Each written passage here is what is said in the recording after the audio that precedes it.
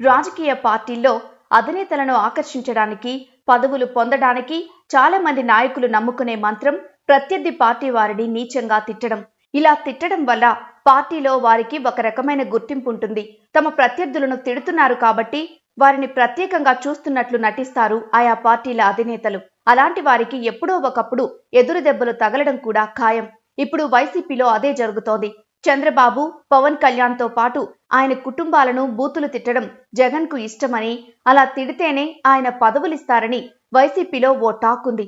అందుకే పదవుల కోసం కొంతమంది లీడర్లు బూతుల మాస్టర్లుగా మారిపోయారు. అలాంటి వారికి ఇప్పుడు జగన్ సర్వేల పేరుతో టికెట్లు నిరాకరించే ఆలోచనలో ఉంటూ మెల్లగా ఒక్కొక్క పేరు లీక్ చేస్తున్నారు. చంద్రబాబు అంటే విరుచుకుపడే కొడాలి నాని, వల్లభనేని వంశీలకు ఇంకా టికెట్ ఖరారు కాలేదు. కొడాలిని గన్నవరం పంపుతున్నారన్న ప్రచారం జరుగుతోంది. అయితే కొడాలికి అది ఇష్టం లేదు. వంశీకి విజయవాడ ఎంపీ టికెట్ ఇవ్వాలనుకుంటున్నారు. దానికి ఆయన సిద్ధంగా లేరు. అలానే రోజా, జోగి రమేష్ కూడా బూతులతో చెలరేగిపోతారు అనే సంగతి తెలిసిందే. ఇప్పుడు వాళ్ళకి టికెట్ లేదు. ఇచ్చినా ఎక్కడో క్లారిటీ అయితే లేదు. టికెట్స్ ఉన్నా లేకపోయినా వీరికి ఇంకో చాయిస్ లేదు. వైసీపీ నుండే పోటీ చేయాలి. ఒకవేళ వేరే పార్టీలోకి వెళ్తే వారిని ఏ పార్టీలోకి తీసుకోకపోవచ్చు కూడా.